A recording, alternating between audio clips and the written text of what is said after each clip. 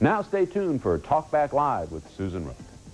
Well, Flippy fought against the Nazis, survived an assassination attempt, and now he is a recording star. But is he your choice for Time Man of the Year? Get ready. This is your chance to talk back.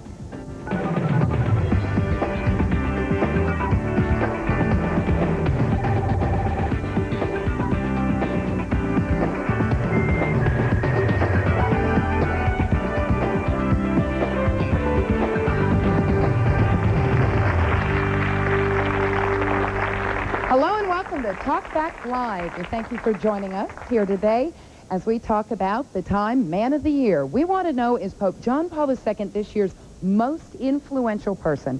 Tell us what you think by phone, fax, or via CompuServe. Well, he worked in the underground in World War II, survived communism in his native Poland, and after becoming Pope, he also became the target of a would-be assassin. Well, what made Time magazine choose him as Man of the Year? Who was in no way a popular choice, but at the same time... It's not often that you get a Pope that goes from Pope to top CD recording star. Welcome back to Talk Back Live. We are talking about Time's Man of the Year, Pope John Paul II. Our next two guests provide two sides of the American Catholic perspective. Linda... that are occurring in the American Catholic Church where people of good faith... Now serving as vice chancellors.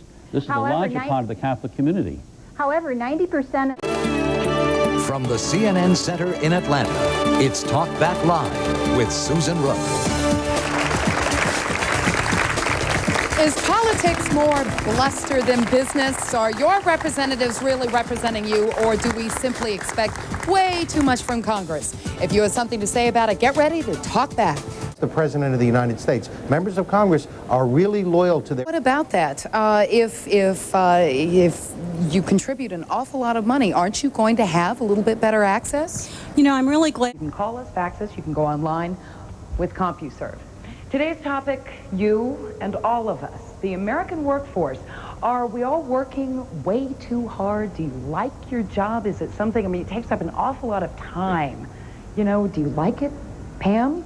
Yes, I like my job. Pam likes her job. Brian, you're from Savannah. Do you like your job? Yes, people. So, if you won the lottery and $5 million dropped in your lap, would you go into work, Brian?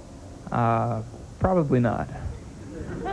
Pam? Start out on slave wages, that it's possible to turn stuff that turns you on into work. Men around the country trying to do it all in a time when things are very different than the way they used to be. And Of others in the workplace, and all of those things endear them not only to their employees. Does violence in the media mirror real life, or is the media just covering violence and perhaps encouraging it? Director Oliver Stone has his say in the new movie, Natural Born Killers. What do you have to say? Stand by to talk back. And whatever's on your mind, this is your chance to call us, fax us, or go online with CompuServe. Killers. How many? Watch a lot, how much more, but I endured it. Okay. Now, I know at the end of yesterday's show, you said, I'm going to go out and see the movie to be prepared for today's show, as I did, as the rest of the staff did. What'd you think?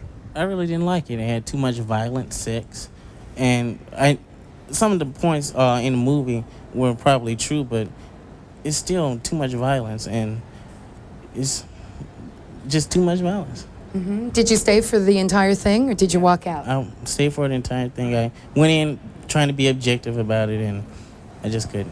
Okay.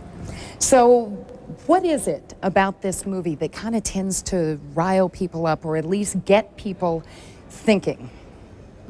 Well, among other things, it is about violence in television, something that most people have really strong opinions about the film in particular. I mean, they either love it or they hate it. I mean, Christy went to see it twice because she felt that passionately about it, and a lot of people have that exact same reaction. You judge what you think. Is it movie fiction? Is it satire, as Oliver Stone said, or is it reality? Here's the headline in USA Today. It says, "Real natural-born killers," referring to those two young men who were just recently captured in Santa Fe, New Mexico. CNN just had an interview with the chief of the New Mexico State Police. He said that they were captured this morning. They were sleeping, and they had an arsenal with them. They were armed with high-powered assault rifles, shotguns, and a pistol. At this point, the state police are processing them, and then the FBI is going to take over. And a lot of people are wondering, are movies like this one, like Natural Born Killers, inciting violence? Does it cause violence? Jan, what do you think? Some degree. Who have very different things to say about this and the role of movies and popular culture in our culture as far as shaping it. For now, we'll take a break. Your turn to talk back right after this. You know, I was talking to a lot of people who said that if they were watching that car chase with O.J. Simpson, that low-speed chase, that if you had put all of that in a book or a movie, people would look and say, that's just so far out there, that can't possibly be reality. So where is that? Television, tabloid television's interest in violence. Thank you very much for doing the job. Thank you very much for making that distinction, because I want to get to that just a little bit later in the show, the distinction between tabloid television, tabloid news, and what has been considered, at least by those of us in the news business, traditional news. At this point, though, I want to bring another side into the debate. Our next guest joins us from Detroit. Terry Ricolta is the... Okay, does television or violent images, does it cause people to do things that they otherwise would not do? Terry has been quoting facts and figures. Richard was wrong. We're going to have to take a break at this point, but I want you to stay on the line, because Brian has something that he wants to say to you, and we're also going to bring in the entire issue of the news media. Is this part and parcel of the to blame in all of this? Richard, I want to hear what you have to say. Terry, I want to hear what you have to say, but we're going to start with Brian. Back after this. Okay, Brian, you wanted to say something, and you were talking about the news media, right? Right.